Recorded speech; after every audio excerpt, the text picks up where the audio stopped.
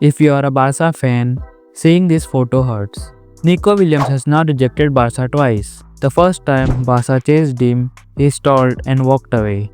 The second time, he came to Barça himself, agreed personal terms, everything was ready, but then he ghosted and renewed his contract with Athletic Club without even telling Barça. So, who is to be blamed? In the summer of 2023, Barça approached Nico, but he hesitated. His excuse? Barça could not give written guarantees of his registration. He kept the club hanging for weeks, only to say no. Fast forward to this summer, it's Nico who contacted Barça.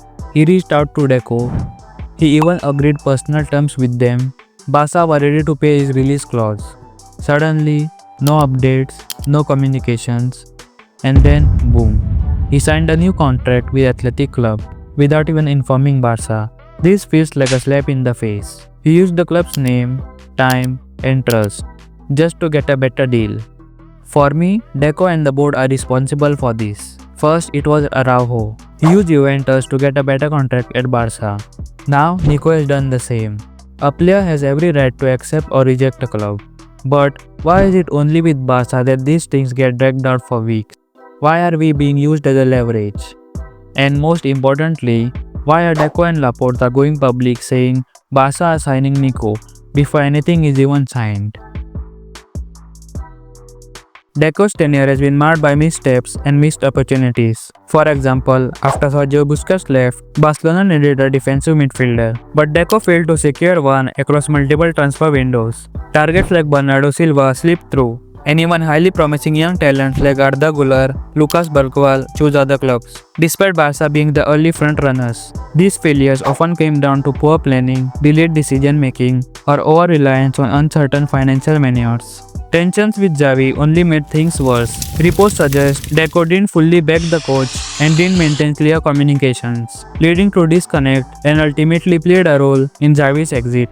The handling of Victor Roque has drawn heavy criticism. A promising young striker turned into a PR disaster. Roque's lack of game time, unclear role, and strained relationship with the coaching staff and his agent created confusion and frustration on all sides.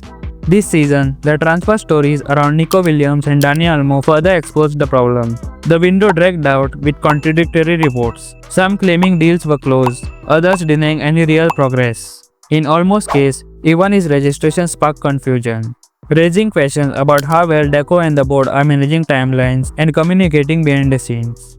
Deco needs to be ruthless in negotiations. No more flirting, no more begging. No more letting players and agents use Barca's name to boost their own value. So now, the question is, who do you think is responsible for this mess? Nico Williams, his agents, or Deco and the board? Let me know what you think.